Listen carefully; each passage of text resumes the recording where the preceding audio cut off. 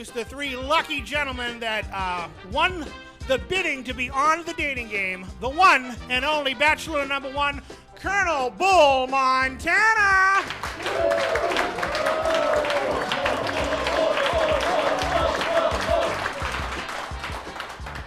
Moving right along, Bachelor number two, the one and the only, the infamous Cousin Leo.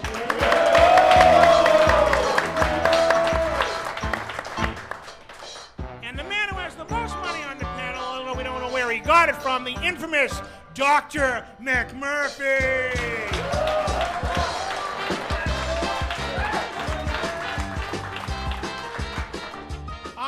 What we're going to do right now is we're going to bring out the lovely Bachelorette who has been hermetically sealed in a mayonnaise jar for hours backstage. But ladies and gentlemen, I've gotten a sneak peek of this. So the one and the only After Hours with who? Me, T.C. Restani, is proud to introduce on the dating game the very lovely and talented Nikki Albright.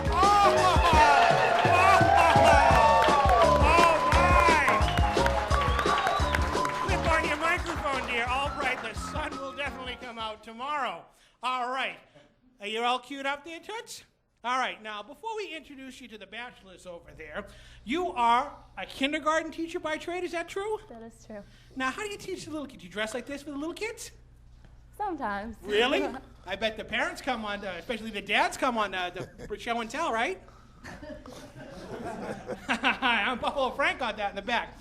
So you also find homes for unwanted animals. Is that true, too? That's true. I like doing volunteer work. Do you? Mm-hmm. Unbelievable. I have some volunteer work in my mansion after. Did you see the ring? I see the ring. Okay, all right. We'll talk after the show. All right. You know the rules of the dating game. The lovely Bachelorette asked the three bozos, bachelors, questions over there. So, starting it right off, the lovely Nikki, ask away. Okay. Bachelor number one. I'm new in town, and I don't really know too many people or what to do or where to go. You are my tour guide for the evening. What are our plans? Well, Nikki, I could start you off by taking you to the north end of Boston, Hanover Street, which is the little Italian area. I know mostly all the people down there, Nikki. Okay. It sounds like a good deal. Bachelor number two. Well, I'd say I'd have to go with the Colonel a little bit, just take you to the North End, or Little Italy, as they say. And then we'd probably go to a little darkened cafe, on the side street there, because I really don't want nobody to see me that knows the Colonel. And, you know what I'm saying. But, we'd probably start off with a little antipasto, then a little braciole, if you know what I'm saying. Also, we'd finish it off with a little bit of spumoni and cappuccino. A little conversation, maybe your place or mine. What do you think? A restroom visit in between that, right? Yeah. Very international. Oh, yeah. Bachelor number three, same question.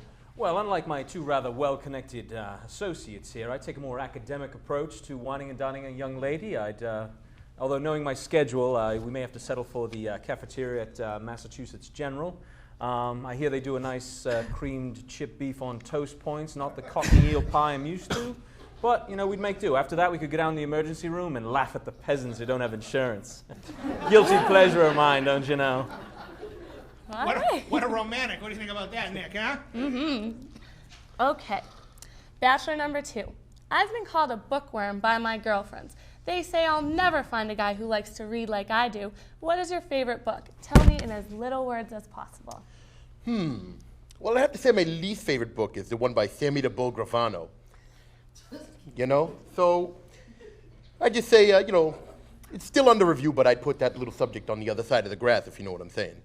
But I'd have to say my favorite book would be, The Godfather by Mario, the guy that wrote it there, Anyway, Fredo's weak. That's the end of it. Easy for you to say, Bachelor number two. Bachelor number three. Well, I'd have to say Wuthering Heights by Emily Bronte, and not for the romanticism. You see, it's about a posh bird who has a go with a guy named Heathcliff behind her husband's back. I always felt bad for the husband, I think that Heathcliff really could have used a good sorting out, if you know what I mean. Well, Bachelor number one, same question. Same question, Nikki. Eric Siegel would be Love Story. Wow. Well, Wow. Romantic. Impressive. Okay, bachelor number 3. I never drink, but I might be coaxed into trying it. Pretend you're a drink. What would you be, and what are your ingredients? Oh, we're talking a warm lager and lime. That's the way we like it over across the pond, as you know. Not too cold. Maybe a dash of Tabasco for a little bit of spice. Exactly. Ooh, bachelor number 1. Be a shot of Jack Daniels. Any particular reason why? Well, because with a shot of Jack Daniels, you get a good buzz on.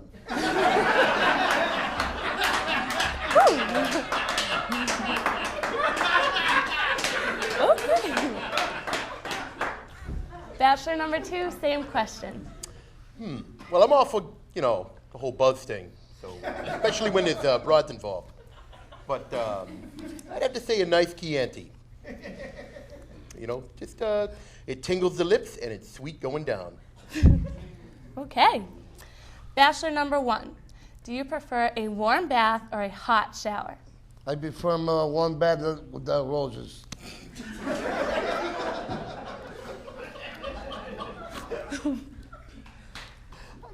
Bachelor number 3. Yes? You sound like an educated man of the world. Thank you. Do you like the sunny shores of Bermuda or the chilly slopes of the Swiss Alps? Difficult question. See, as being English, the cold makes my nose run, and the sun makes us English burst into flames rather suddenly. So I'd have to say I prefer a nice wet bus stop outside my old flat in Isha. Interesting. Very. Bachelor number 2. You sound like a really good fella. How do you like your shrimp? Stuffed or fra diavolo? Not much on the shrimping aspect of things, but I'd have to say fra diavolo. And to reference your subject on that warm bath, I'd like to say I like my shrimp with hot oil after a warm bath, if you know what I'm saying. Trust the Gorton's fisherman, right? Bachelor number 1. Look at bachelor number 3.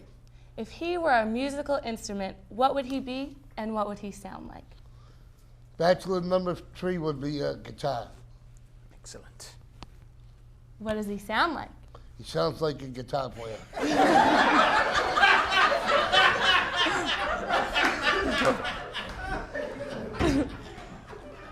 Little Les Paul action going on over there, huh?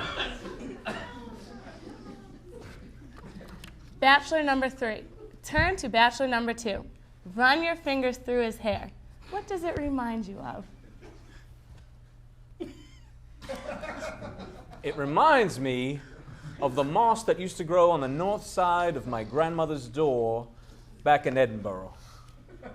Okay. And if you're wondering, that's a very nice feeling as well. Okay, well done. That's a little too weird. Ooh, sorry. Ask Okay. a question, get an answer. Bachelor number 2. Look at bachelor number 1. If he were a barnyard animal, what would he be and why? Oh dear. Talk about a loaded question. Loaded is right, man. Well, TC's loaded. But anyway, let's see. Do I have to? Yes. Okay. I'll have to say a swine. Swine, big bovine swine. Ooh, okay. I think I made my decision. You made your decision? I think so. What we're going to do is we're going to take, which camera am I on here, floor director? What we're going to do is we're going to take a quick commercial break, and when we come back, we're going to find out the big winner. Hit it up there!